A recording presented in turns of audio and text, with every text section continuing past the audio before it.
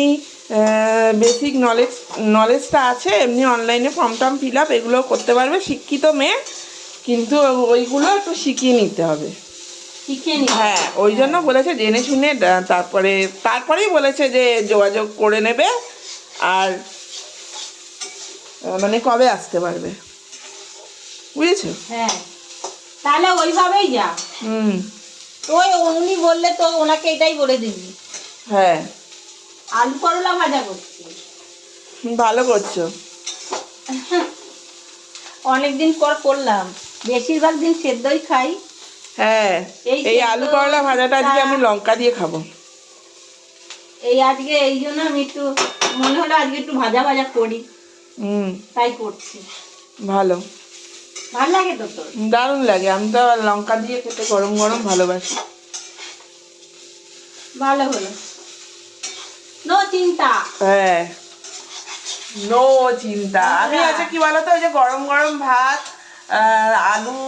আলু করলা ভাজা এরকম লঙ্কা দিয়ে খেতে ভালোবাসি। জানি যে আলু সেদ্ধ করলা সেদ্ধ এগুলো খাওয়া ভালো, কিন্তু মাঝে মাঝে কি বলতো এইগুলো খেলে খুব ভালো লাগে, তাই না? অনেকে বলে যে ভাজা খাওয়া ভালো না, ভাজাতে উপকার নেই। কিন্তু কি করা, সেদ্ধ তো সপ্তাহে 4 দিন 5 দিন তো খাওয়াই হয়।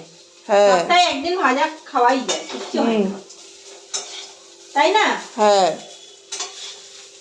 কত সব তেলে ভাজা খেয়ে ভূত হয়ে যাচ্ছে, আর আমরা তো অত তেলে ভাজা খাই না বাবা।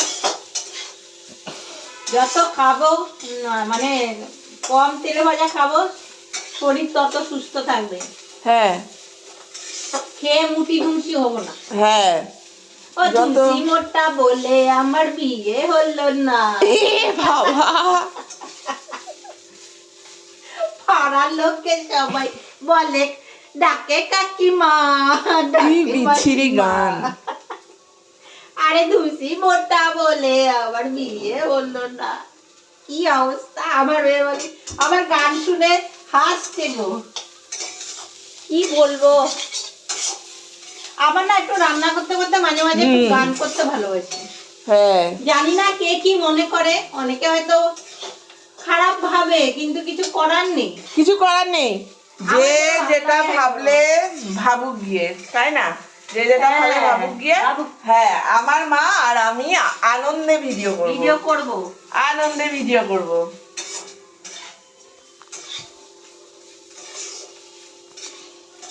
আর মনটা একটু খারাপ হলে গানটা বেশি করে করবে। আমি সবাইকে বলছি যারা খুব মন খারাপ হয় তাদেরকে বলছি, তারা এই যে গান করতে করতে রান্না করবে, দেখবে মন পরিষ্কার হয়ে যাবে, মনে কোনো শয়তানি বুদ্ধি থাকে না। হ্যাঁ, যেটা আমি মনে করি, কিন্তু এটা আমার হয়। আমার যখন খুব মন খারাপ হয় তখন না আমি কি করি বলতো, মাথায় যে টেনশনটা আসে, একটু গান করতে করতে একটু রান্না করি, হঠাৎ হঠাৎ গান করি, তাহলে আমার টেনশনটা পুরো কেটে যায় একদম। এই কারণে আমি করি। এই জন্য কেউ যদি বলে গান জানে না, গান পারে না, গান করতে এসছে, হ্যাঁ সেটা আচ্ছা, গান করার জন্য গান জানতে হয় না। হ্যাঁ,